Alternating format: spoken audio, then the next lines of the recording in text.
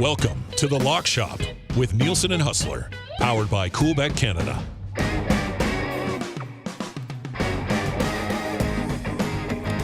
It is 11:07. Crank me up a bit, Zacticum. It's 11:07 on the Lock Shop. Dusty and Hus with you. The Lock Shop, of course, presented by Coolbet.com, our official betting partners. Everything you hear today, all the lines that you hear, everything we discuss will be over at Coolbet.com. You know, crank me up a little bit more, Zay? I don't know, these are pretty quiet. There we go. Hus, what's up, buddy? How you doing, man? Missed you yesterday. What, something going on in Edmonton? Yeah, a few things to discuss yesterday, Hus. I will say this, though. I did love the fact that while we were, like, diving into the thick of the Bowman conversation, we were getting text messages being like, hey, guys, no Lock Shop today? I was like, perfect. I love it. I love it. So that was great. So, yeah, no Lock Shop yesterday. We had to go extra long on the – Hus, what are people saying out of this market about the Bowman thing? Like, what's the overall general consensus here, do you think? Well, I mean, listen, it's tough to – I mean, it's probably more negative than positive, obviously. I mean, the guy's maybe a lot radioactive because of everything that happened during his tenure with the Blackhawks. I mean, social media is generally way more negative than real life. So I do wonder if just the average hockey fan is as bent as some people are. But certainly, I mean, you knew that this was going to come with some blowback. I have a tough time coming out with a real unequivocal take on this because, I mean, we do live in a society where people earn second chances. And I thought they did a good job yesterday of talking about what the last 2.5 years have been like, what Stan Bowman's been doing, working to better himself. And I certainly have confidence that nothing like this will ever happen again on his watch. But there's a lot of people that don't think that he deserves to have a general manager job in the National Hockey League, never mind maybe the best job right now, the one with the team that'll be favored to win the Stanley Cup. So, I mean, I certainly understand people's issues with it. But I also understand that, you know, if he's been reinstated and has done what he's been doing for the last couple of years, working with Sheldon Kennedy and the Respect Group, and the fact that Kennedy would feel compelled to stand up for Stan in the way that he did. I mean, he's about as unimpeachable a voice when it comes to this topic as there is in our country. So we will see. I mean, I know there's probably some people that don't feel great about supporting the Oilers anymore. Fact of the matter is right now, they'll have probably some other people that'll jumping in, taking their places right now. And this will be. That's the thing. Like, they're not going to miss. It's not like we had somebody today who texted and he goes, I know somebody else will take my tickets. He goes, but I've given up my season tickets. And so he knows somebody else is going to hop all over that. But that's why, I mean, the Oilers can make a play that is certainly controversial because they're not going to lose support over it, like financially. They're going to continue to cruise along, and somebody says, I'm never going to support them again, somebody else will spend those dollars, right? So you're in a good situation if you're the Oilers organization to not have to worry about something like that. The funny thing was, it seemed to be going so well with Jackson doing the job. Well, that's the thing we said earlier. Like, it probably still would have been better to just hire nobody. Like, it's gone really well so far. They've had an amazing offseason. And, like, Bowman comes in and I guess we'll have to get deals done with Broberg and Holloway and make things cap compliant. But the next big thing for the Oilers here is the Draisaitl contract. And that's going to run through the CEO of things. And that's Jeff Jackson. So I don't know how much actual power Bowman will have when Jackson will prove everything anyway. So I don't know, it's very interesting. But he loves the guy. I mean, he obviously loves the guy, knowing that they take the backlash. He talked about how they've had a relationship for a long time. He's by far his number one choice. I don't even really know how many other people they legitimately talked to, because there wasn't a lot of like reporting from insiders who were like, the Oilers interviewed this guy today. They ever interviewed this guy. I think Jeff Jackson always knew that he wanted to have Stan Bowman, and as soon as he was cleared, they would hire him. And it was 2 weeks after he was reinstated that he ends up getting a better job now than he had before he was banned. So things have worked out well for Stan Bowman.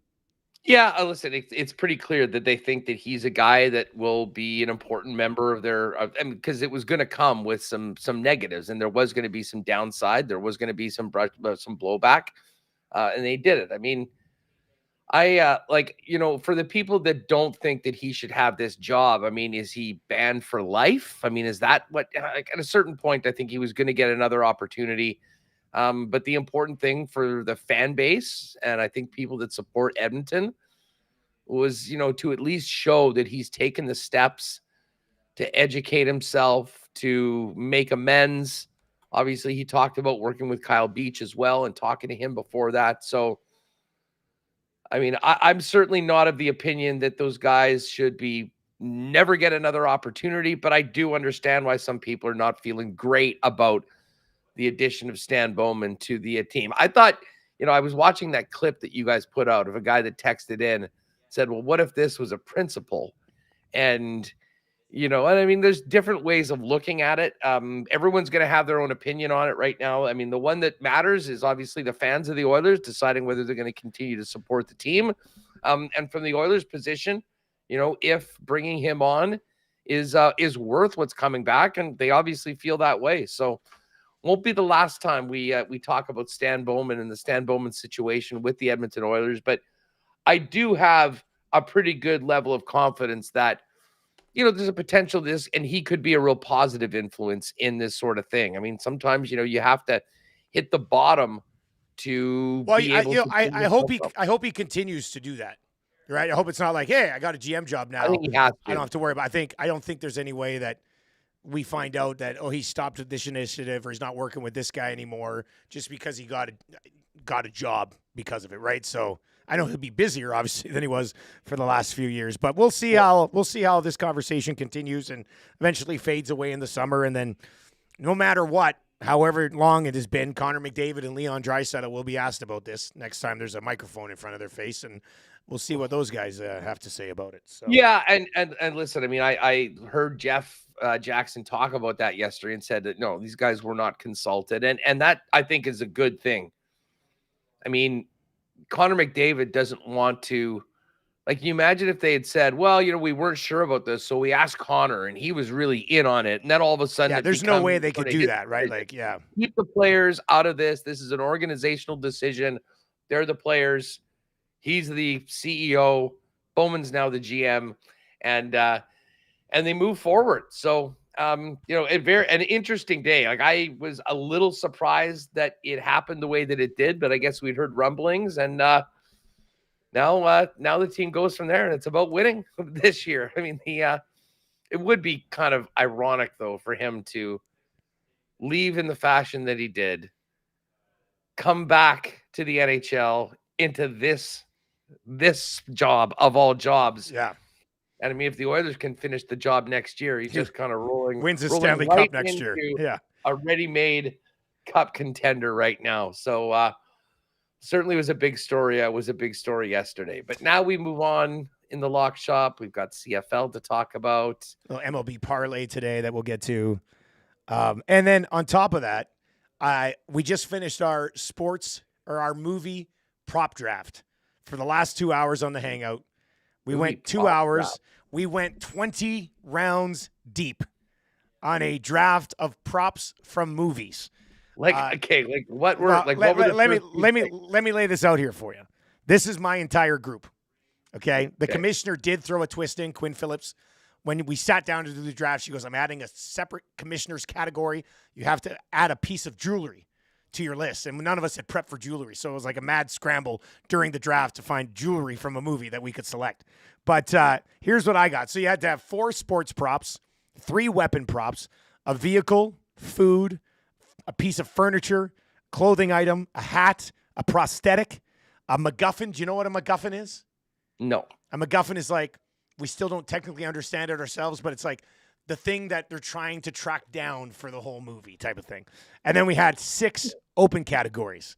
So I ended up with the following. I got the USA shorts from Rocky and Apollo, which I thought were pretty popular in those movies. I took Jobu from Major League. I took the Gopher from Caddyshack. And then I took the foil from Slapshot. So those are my 4 sports categories. Foil. Putting on the foil. Yeah. So then in the weapons, I went with the Death Star, Wolverine's claws, and Iron Man's suit. The vehicle, because I'm a huge Back to the Future guy. The vehicle, I took the DeLorean. 88 miles per hour, baby. Exactly. 1.21 gigawatts. Food category, I went with Forrest Gump's box of chocolates. For the furniture category, you watch Step Brothers? You like Step Brothers? Yeah. Oh, yeah. Okay, Will so I took the homemade bunk beds that provided them with so much room for activities. I took Vader's helmet in the clothing item. I took a Wayne's World cap with like Wayne's World on it for the hat. For the prosthetic, I took Dirk Diggler's penis from Boogie Nights. For the MacGuffin, I took the shark from Jaws. And then my open category was the hoverboard from Back to the Future, which I have a signed hoverboard from Michael J. Fox and Christopher Lloyd, so I brought that in. So a hoverboard, Chubbs' hand from Happy Gilmore, McLovin's license in Superbad, Gray's Sports Almanac from Back to the Future, which is obviously Shout Out Lock Shop. Can you imagine have a book that told you every single score for the next 50 years? My God, that'd be amazing. And then I took Brennan's ball sack from Step Brothers that he rubs on the drums when they're fighting. And then I took the third boob from Total Recall. Remember that Total Recall girl? And then my jewelry was the time stone around Doctor Strange's neck. That was a mad scramble. But anyway, that's the type. What we took, it was 84 picks when it was all said and done. Did anyone take the clear bowling ball with the rose in it of Jesus from Kingpin? You mean Big Earn from Kingpin? Jesus with Big Lebowski. Yeah. Is that Big Lebowski? Big Earn. Big Earn had the rose in it. Yeah. Okay. From Kingpin. Yeah. Lieutenant Eric got it. It's one of his sports props. You'll have to take a look at the full lists. They'll be posted sometime around noon, I would think. But it was our first draft in a few months because it was so busy with the playoff run. But it was nice to dive back into it, Huss. I'm not gonna lie. Real nice. Real nice. Good times as well. We did actually, I got Pat to jump on with me on Winnipeg Sports Talk yesterday, knowing that we'd missed our chance to talk a little golf. So we did get into the picks. Obviously, everything's off the board now that they're going. Mac Hughes, by the way, just taking a quick look at the 3M Open. Mac Hughes, 6 under par, 1 shot off the lead right now. Sahith Theegala with a nice start, 5 under par. Pendy, Coolbet's finest, he's 5 under right now, 2 shots off the lead, playing 16. Killa Keith's at 3 under. I was looking at him. Tony Finau, 3 under right now. Let's see where else we've got. I've got that amateur. Batia's at 1 under. Batia is at 1 under. Oh, Hollywood Hoagie. Come on, Tom. He's only at even right now. A bunch of guys haven't teed off yet either, eh? And Luke Clanton was looking great. He had 3 straight birdies. Then he went double bogeys, 1 over right now. That was a popular pick, 28-1. 2 top 10s, including a tie for second so far as an amateur right now. And he's in the mix. Adam Hadwin, who I was a little high on, Hadwin 3 over through 3. So still feels like he's playing at Royal Troon. But anyways, that's the way things are at right now. So a few Canadian Maple Leafs near the top of the leaderboard. And of course, the 2 Canadians not there. Corey Connors and Nick Taylor preparing for the Olympics. And we'll do a Olympic golf special next Wednesday because I believe the Olympic golf competition on the men's side gets going on Thursday of next week. You can text us anytime, 780-218-9999. Also hit us up over the Nasty Chat if you're watching on YouTube. Hammer the thumbs up for us. And we are 450 subs away from hitting 10,000. So give us a sub if you wouldn't mind. We would appreciate that. We'll get to an MLB parlay here. But we got to talk Canadian Football League, Huss. I haven't been around to make these CFL picks in a few weeks. So I'm very excited to dive into this.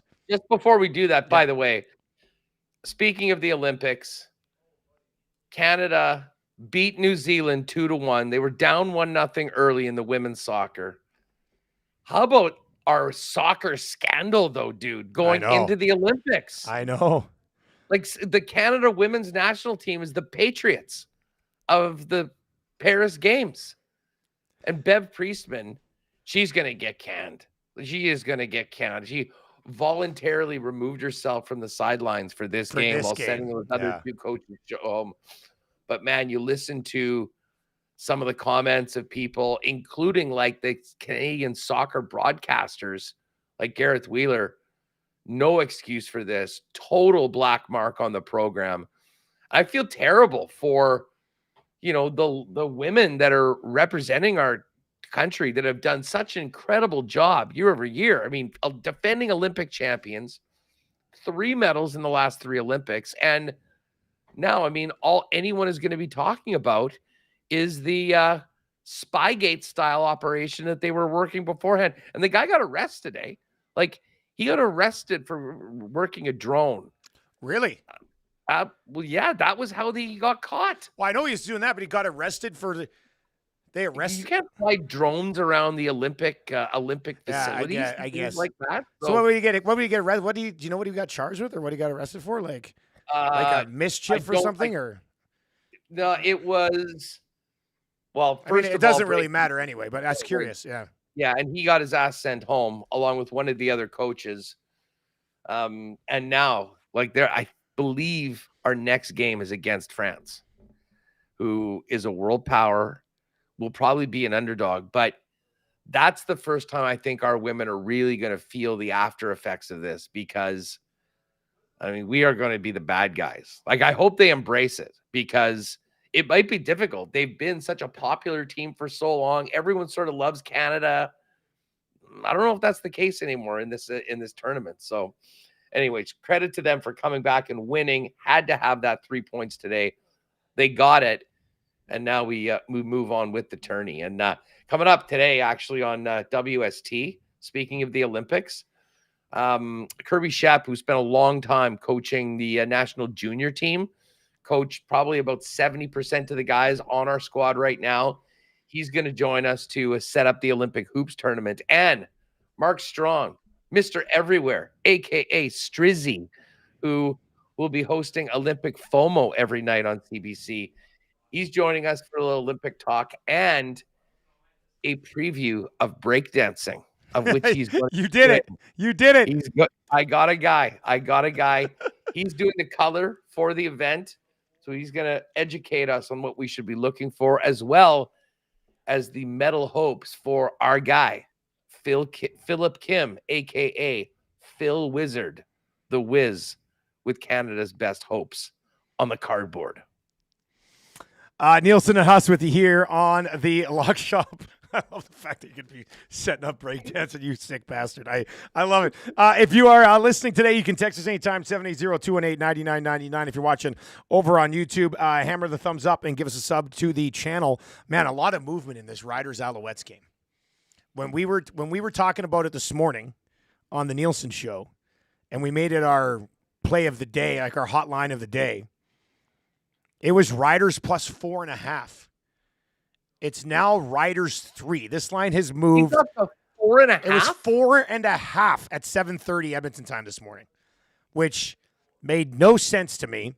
We had people hammer it. I'm looking right now, 94% of the action right now on the Riders, 6% on the Alouettes.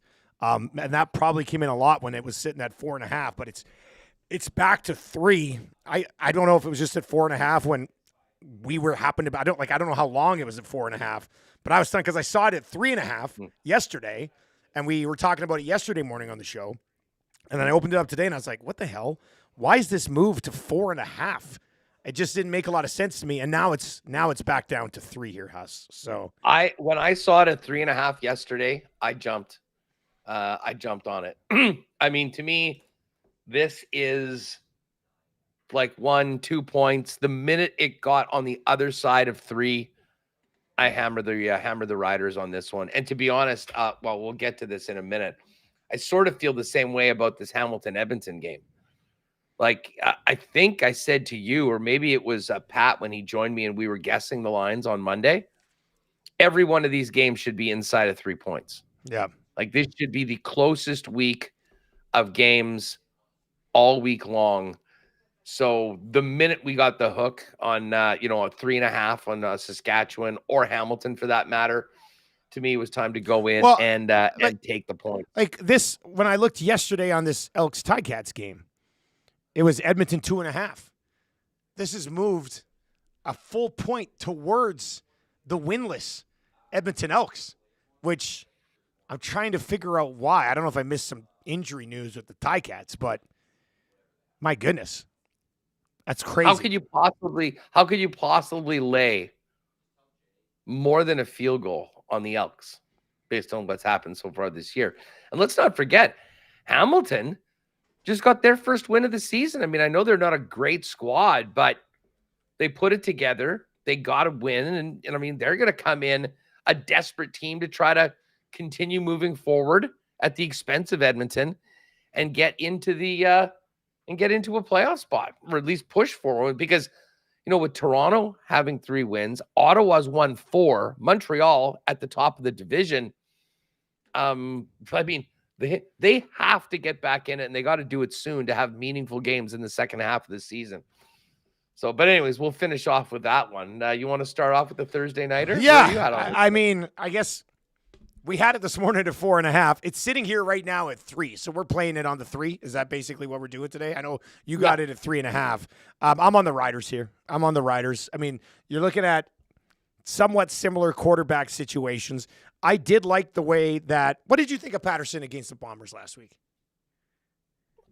I mean, he was fine, right? Like, he was fine. That's basically like he didn't turn the football over. Yeah. He didn't kill her. Or maybe there was one in there, but for the most part, took care of the football. They executed that one play for the touchdown really well. Otherwise, they did. Listen, that was one of those games where you just didn't want to make mistakes. Trust your defense. And Saskatchewan's got a hell of a defense. And they kept him in. That's exactly what you want your backup quarterback to do. I mean, let the star players in other areas make the plays that they need. I still can't get over, to me, I mean, the play of the game was that Thurman strip of Nick Dembski. The way he grabbed him on one side of the shoulder. Oh, man. Get him to move the ball over and then punch it out. I mean, textbook, perfect defensive play. I have a hard time giving Dembski too much of a hard time for that because it was just that good of a defensive play. It was perfect. But for me, I mean, listen, the Riders are for real. They have a championship level defense. And if they go to a place like Montreal and don't turn the football over, or don't shoot themselves in the foot, they're going to be in this game in the fourth quarter. And that's why, to me, I'm taking the Riders. I loved it at 3.5, but I have no issue taking them at 3 either. Yeah, I'm on the Riders. I'm on the Riders at 3 here as well. I would agree with that. I don't mind them on the money line either at plus 143. And then the total in this game's at 49. Does that not seem high with the 2 defenses that we're going to be rolling out here? Yes. Like that was what we did yesterday for our hotline yesterday. I said, go get on this 48 right now. And it moved up a point.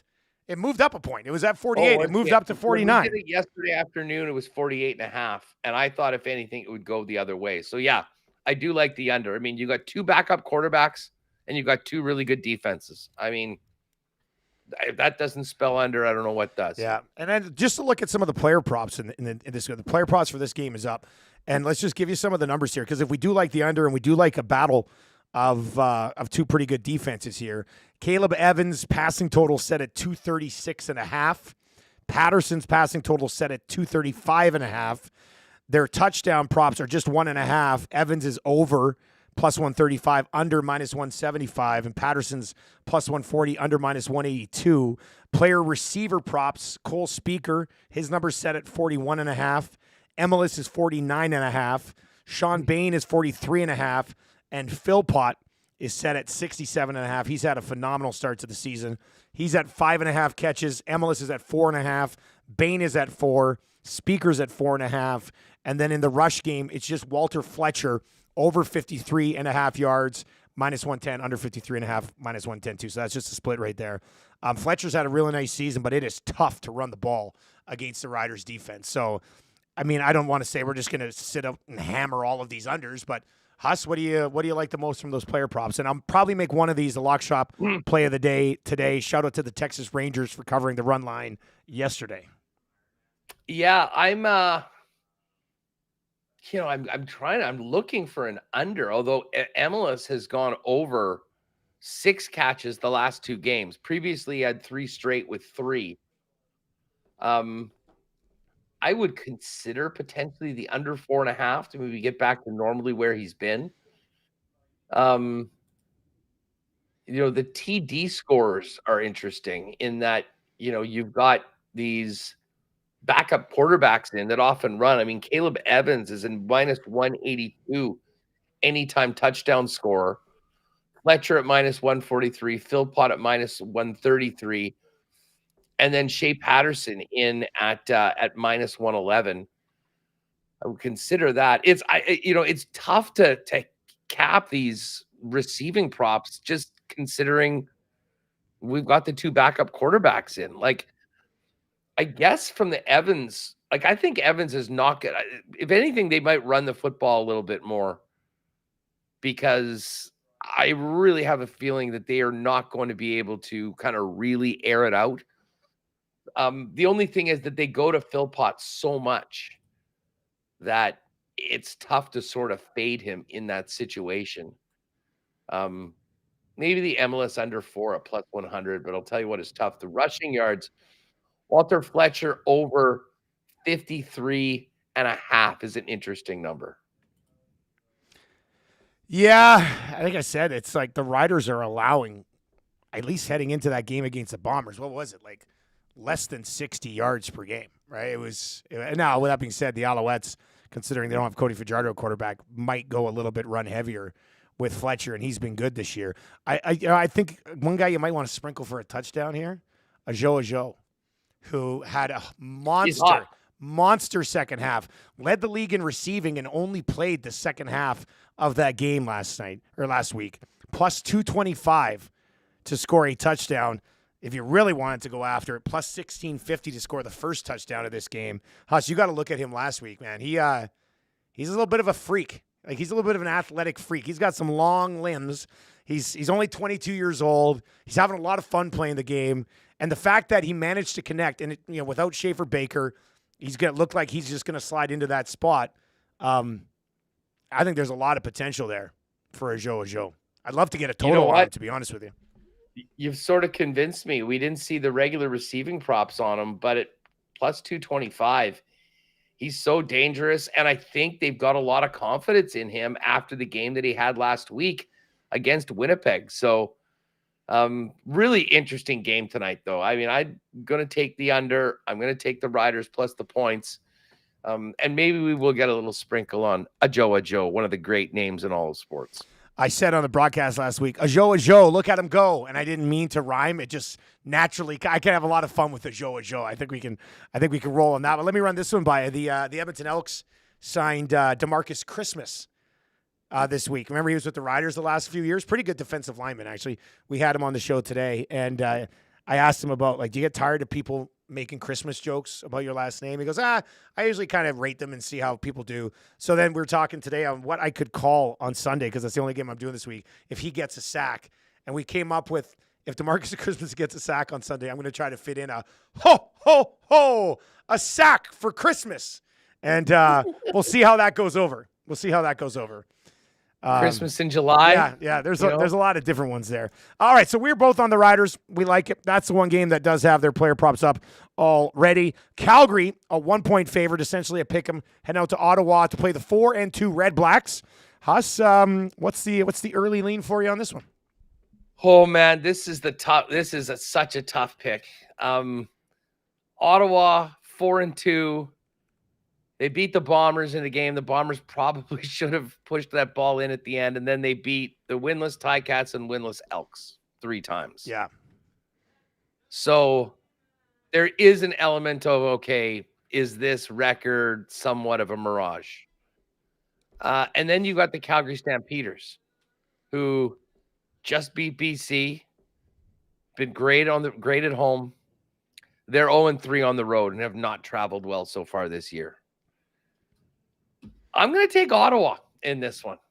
It wasn't easy, but I'm like, you know what?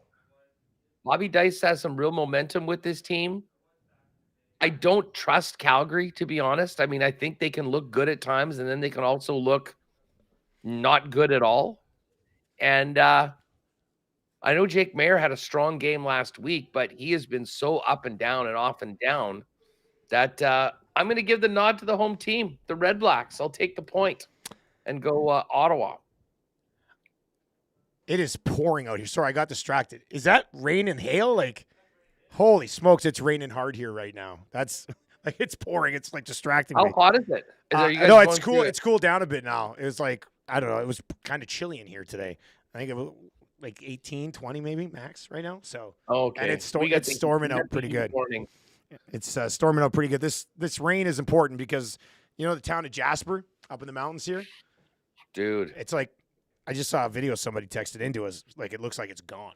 Like the fire hit Jasper pretty hard. So there'll be more stories on that anyway. But you know, I'm gonna go against you on this one. I'm gonna go with the Calgary Stampeders here, riding the momentum off what I thought was just a really impressive win against the BC Lions. Like, their defense, considering Vernon Adams and Justin McInnis and Alexander Hollins, how good those guys have been this year to completely take them out of that football game. Like, McInnis had one significant catch in the whole game, and they banged up VA early. Like, that Calgary defense was hitting, and they were hitting hard. Now, all 6 of their games have come down to the final 3 minutes. Even the 3 games that they lost on the road, they were right in it till the very end. And I think when you say Ottawa beating Hamilton and then Edmonton twice, Calgary is better than those 2 teams. So I think I'm going to ride with the Calgary Stampeders here to finally pick up their first win of the year on the road. Their losses on the road were to the BC Lions. That was in week 2. That wild game to the Bombers, 41-37. And then their other loss on the road was a 4-point loss to the Montreal Alouettes that they probably should have closed that game better. They played really well in that football game, and then the Alouettes scored 15 points in the fourth quarter. But they were leading them 26-15 heading into the fourth quarter, and that's a team that's 5-1. So I'm going to go with Calgary here, minus the 1 point on the road in Ottawa against the Redblacks. Yeah, that's exactly why I did not put this on the weekly CFL parlay. I had a very tough time on this game. I mean, to me, it's kind of one everything. You know, in close games, I don't mind riding with a home team that might be a slight underdog here. But as I said, I mean, you could go either way. I mean, this basically is a pick'em, and that's what makes it so tough. Speaking of pick'ems, yeah, is the line still exact? Oh, the Bombers have got, it's been minus 110 on both sides all week, and I see now, because yesterday it was Bombers +1. I mean, I think we basically play this one as a pick'em. It's a pick'em. I mean, we'll just do it as a pick'em. Hey, why not? I mean, because really all they're doing is just adding in a point on the other side to try to, have, I mean, realistically should have maybe just been a half point and then you get a tie if a tie happens. But this is crunch time for the Bombers. I mean, they are 2-5 right now, staring 2-6 in the face if they lose this game. And then a home and home against the BC Lions. I mean, it is crazy to be talking about the Winnipeg Blue Bombers after the seasons that they've had leading into 2024. But they're in a dire situation right now coming out of that game. I do believe that they will have a sense of urgency in this matchup. I mean, Toronto has looked really good at times. They haven't looked good at others. Obviously, Nick Arbuckle came in and finished the game last week, so there is somewhat of a question as to whether Dukes is going to be the guy again. But the Bomber defense has really impressed me. They've played well enough to have a much better record than they do. They're going to need to step up, and there's going to be a lot of pressure on Zach Caleros to raise his level, to eliminate the mistakes that have been costing the club. And I don't know, I'm going to give the nod to the Bombers, but this is a tough one. And historically, Toronto has been a very tough place for Winnipeg to play. Even when they were going to 15-3 and 14-4, they often had a really tough time in this mix. But this is a very weird season for Winnipeg. This is a game they absolutely have to have. I'll give them the benefit of the doubt. I'll take the Bombers. Yeah, I'm going to side with the Bombers on this one as well. Still out of a bit of a respect play for a team that has been so good for so long, and knowing how badly they need this win. Like, if this team is going to be focused to go get a dub, it's got to be this week. It just has to be. And the fact that, like, I was looking on Twitter while you were laying that out, and there are Argos fans who are calling for Arbuckle, which as of 22 hours ago, I know they had not yet named who's going to start this week. But, and nothing against Nick Arbuckle, but the Bombers against Nick Arbuckle or a Cam Dukes who almost got pulled last week for him, but almost didn't start this week over Nick Arbuckle, makes me feel pretty good about this game, especially when you just laid out what you did with the Bombers defense. So I'm going to slide with you on this one. I'll take Winnipeg.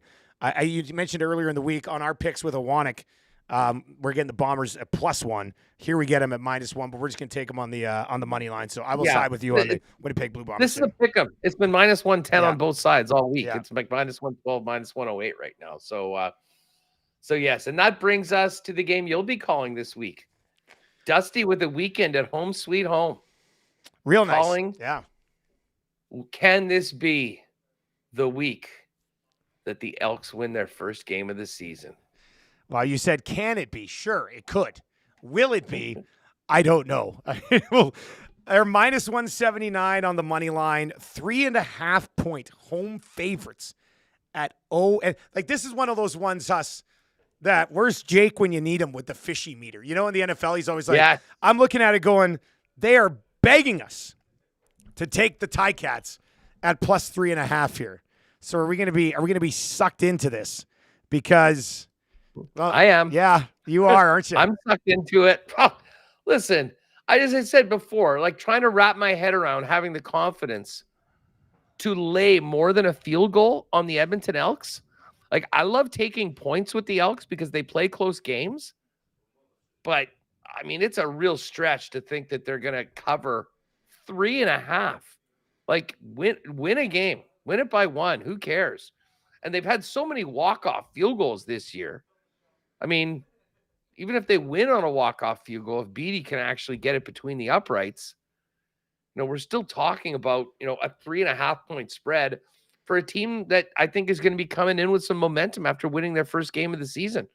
This should be a fun one, but under no circumstances do I have confidence against anybody laying more than a field goal with Edmonton. Give me Hamilton +3.5. I'm torn on this one. I do think the Elks will win this week, but I don't care what the league is. I don't care if it's the CFL or the NFL. I can't take an 0-for team at this stage of the season who's been an absolute mess to win by 4 or more. I can't. Like, that's against my football betting rules. So I will take the Ticats plus the 3.5 as well.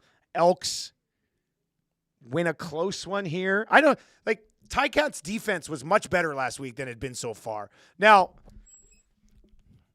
trying to figure out if Cam Dukes just played awful or if the Ticats defense actually started to look good. But the Ticats offense has been great all year. Do you think this game becomes a little bit of a run and gun? Like, do you think MBT throws for over 300 yards and Bo throws for like 350 yards? Because I could see this game going that way. Yeah, what's the total? 52.5, highest total of the week. Wow. But yeah, I mean, listen, I think we may get a few what is happenings. Oh, excellent. We may get I don't think it's going to be quite like a couple Fridays ago with the 88 points that the Bombers and Stamps put up.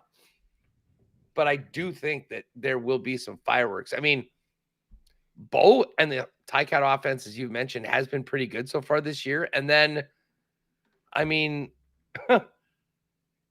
the Elks offense, it's so funny. The defense had really let them down. And then last week, the defense sort of stepped up and the offense couldn't get anything done against Ottawa. I mean, it just seems like it's one thing or another for the Elks.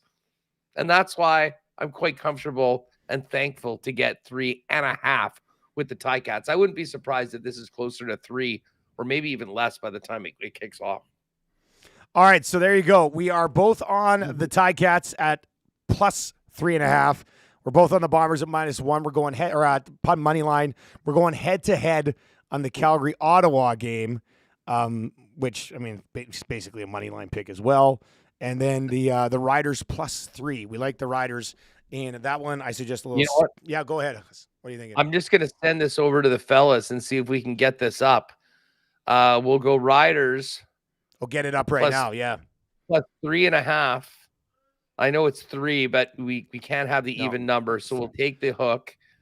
Bombers money line and Ticats +3.5, and see if we can get that up in the exclusives with a little boost for people that want to take the points in those two games and the Bombers to win. All right, so there you go. Hop on that right now. We'll let you know when it's up. Probably be up some point during Two Guys and a Goalie. The boys can fire me a text, and I'll make sure we get that out there. Smitty the Welder over the Nasty Chat says the Elks will be 0-7 after Sunday. Well, they might be. We'll see if this coaching staff change eventually pays off for them, and if they can start to add. Over the last few years, if you had, Patty says he got it.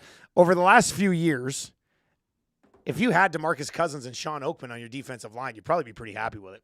I mean, both those guys. Did I say Cousins or Christmas? Anyway, DeMarcus Christmas and Sean Oakman. They got those two guys now, so maybe that starts to help with their defense. I'm interested to get a first-hand look at Bo Levi as well. I did that first game of the year out in Calgary, and it looked like he still had something there. So it hasn't been a great start, but they do get that win under their belt, and I don't think it's possible to come in here fat and happy with just one win on the season. So they'll be desperate for another one. Huss, what about Major League Baseball action today, buddy? What should we put together for a little parlay here? Yeah, well, I'm looking at it. I think I might ride with the Braves. Chris Sale, one of the leaders for the Cy Youngs, on the bump. He's already won 13 games. He's 13-3, 2.70 ERA. And I don't know if you caught the Subway Series last night, but the Mets were hot. I think they may have depleted their offensive reserves in that game and the rout of the Yankees and chasing Garrett Cole. So yeah, give me the Braves. Man, great matchup though. Braves 8 games above 500, Mets 5 games above 500. Braves 24-25 away, Mets 26-26 at home. They do have an advantage in the starting pitching matchup. It's a pick 'em on either side. So let's take the Braves at -110 for tonight's game. I was thinking Blue Jays. They had a nice win last night. It's underway, though. Yeah, well, not even right away. Hour a bit. Oh, it's an early game. There's basically 2 games tonight because the Giants Dodgers start at 2:10, and then there's 2 night games: Braves Mets, A's Angels. We're gonna run. You know what? Betting. That's the only reason anyone would watch this Angels A's game tonight. And I think Chicken Strips is, he's 1-9, 5.82 ERA for Oakland. They are a very slight favorite. K. Rosenberg with a 6.30 ERA. Let's see what Kenny Rosenberg's done. He's had 1 game, 4 pitches. He came in, was okay. His home ERA is 9.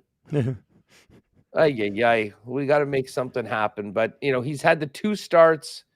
His last start was against Oakland, and he lost 8-2. Well, they lost 8-2, but he went 4 innings, 4 hits, gave up 1 earned run. I don't know. You got to lean on this. I mean, I was leaning Angels slightly. We don't really have a lot.